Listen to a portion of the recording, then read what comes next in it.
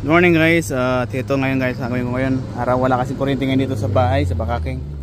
Kaya ginawa ngayon guys, mag-electrical ako guys. Ito yung manual control ng fan, radiator fan.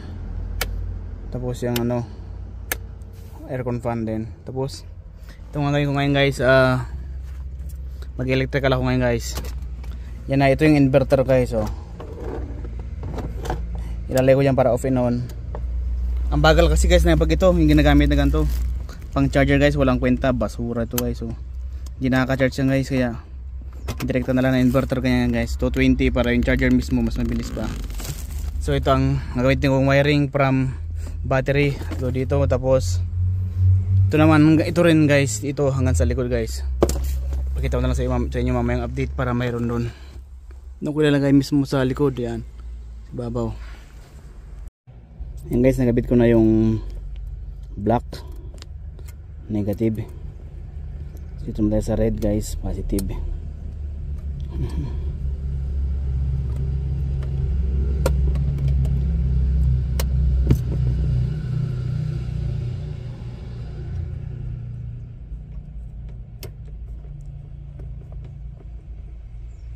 Oh yeah, yan guys.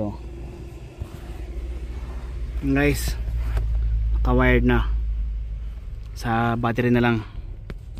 Suksok ko pala muna guys. Yan ayan. Yan ako pinasok ko doon. Tapos lumabas dyan. Yep.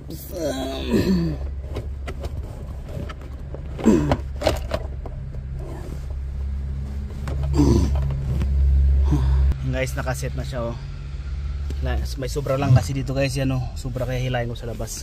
Yan guys, yan ko pinasok. So hilahin ko na ang sobra yan. Okay. Tapos ito guys, subukan ko nga lang i-connect guys, subok lang. Guys, subukan lang natin i-connect.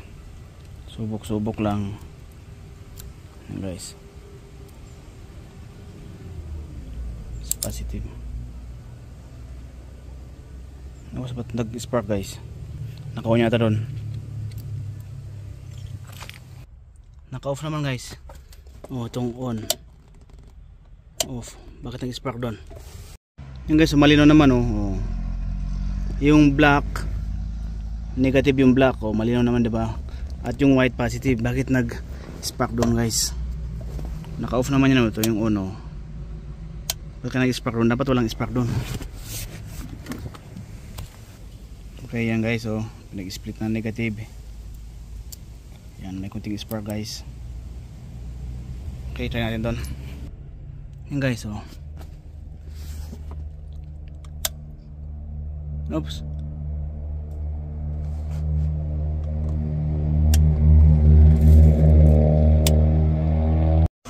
Yan guys, gumagana na guys, hindi lang pala naka secure ang connection niya doon sa battery. Yan. Okay, 220 guys, 220 out. 1000 watts. 1000 watts. Actually, kaya nitong paandarin yung drill pati yung grinder. Okay guys, so ngayon naman, ito naman na punta sa likod guys. Tapos ilalagay ko doon. Yan guys, na-connect na yung wire.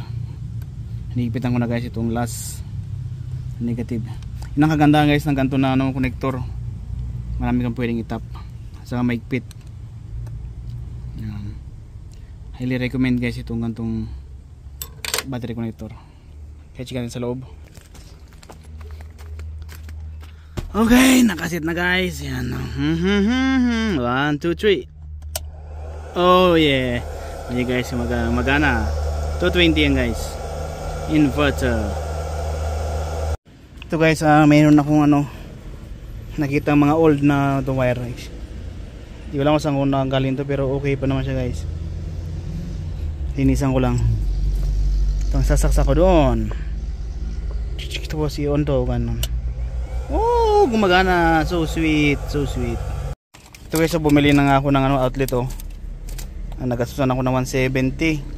92 daw itong 4 ano tawag to, puro ano na yan, puro gang na yan. Tapos 72 itong tatlo guys. Ayan oh yeah. Ito naman guys para doon sa likod, para tag-isa yung pasahero sa likod, tag-isa silang charger. Di ba ang saya-saya guys. So nabit ko na yun, doon na lang isa. Okay.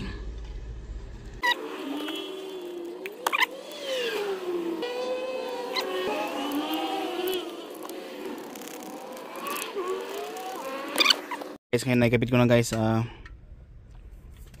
Kailangan ko na linisin to guys kasi nakadiri oh. Kung saan, nakalimutan ko kung saan junk shop ko, basura ko napulot guys oh. Puno pa na pintura oh. Mga junk lang dito sa bahay. Tinago-tago ko lang kaya meron akong magamit ngayon. Ayan guys, oh, luminis na, di ba? Oh. Yan, okay na, hindi nakadiri. Yan guys, pinutol ko to guys para ano, ito kasing kalahati dito para flexible siya. Itong kalahati naman doon para sa likod para flexible.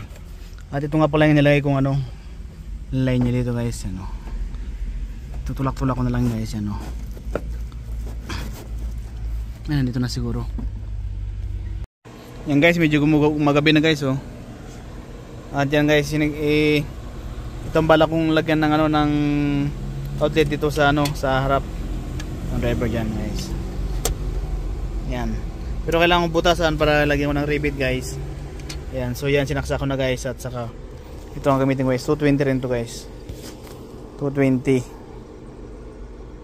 Yun nga ko, yan ko guys oh.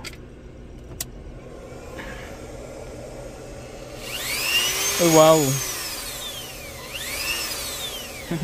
Butasan ko na guys para may kabit ko na to.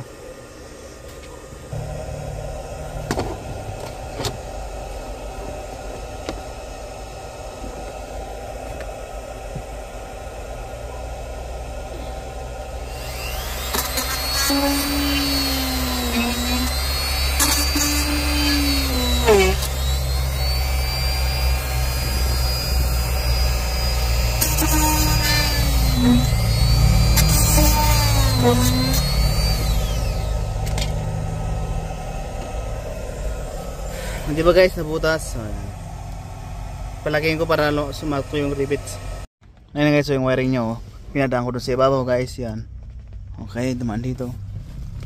Tapos nawas yan guys, tapos ayun guys. Oh wala, may chargers na nga eh. Pinapit na guys. So yan, hilay, i-fix ko na guys. Medyo ginagabi na eh.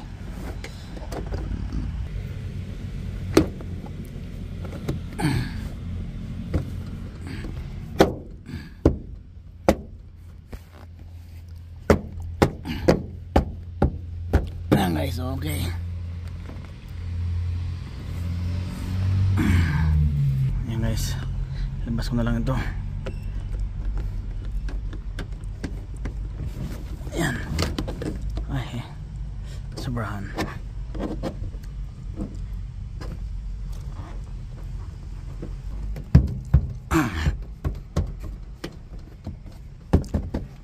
Okay. Ayan guys, may atlatag. At ito naman guys yung sa harapan. Ayan, babaon ko dyan guys. Hopski, hopski.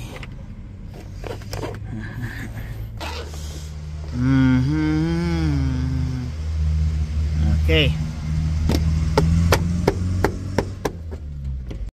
Ayan guys, naikunik ko na ito guys. Nai-jumper ko na dyan guys, you know. Okay, it's time to try ito na guys yung ano. Bumbilya talaga to ha, pang 220 to. Saksak natin ito ha. Wow, mandar na. Balit pwede to ha. So yan, 220 yan ha.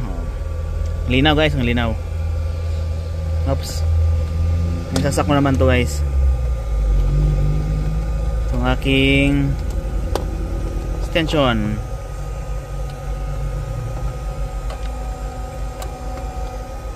Okay, subukan natin. Ito guys, ano. Uy. Ay wow. Ito na sa likod guys.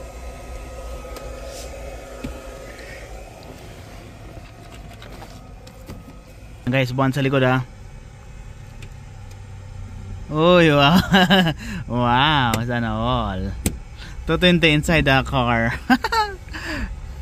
Oh yan guys, so ano, okay na. Mayroon ng 220 guys sa loob ng sasakyan. Pero mo sa loob na sila may 220. Ano lang yan guys, ang bagal kasi mag-charge dun sa ano, sa nabibiling charger dun sa ano, dun sa may cigarette charger na yun. Pangit kasi yung bagal. Kaya ginawa ko to guys para yung charger mismo, para sa cellphone lang yan guys. Para yung charger mismo ng cellphone ay 220 at mas mabilis ang charging. Okay ba guys? Oh yeah. Tapos pag nakamasyal kami guys, pwedeng pag mag-blender ganoon, mga kunting maliliit lang na electronics, small watts. Kasi pag masyadong malaking watts baka sirain niya yung battery at saka yung alternator. Pero kaya naman yan grinder guys sa drill. Kaya guys, pwede yan. Yan guys, tatlong outlet guys. Ewan ko lang ba't kaya tatlong layer, pero okay lang yan guys. Pero sa likod guys, yan guys, apat na outlet guys, para patag isang outlet yung pasahero ko dito guys. Sakto apat sila eh.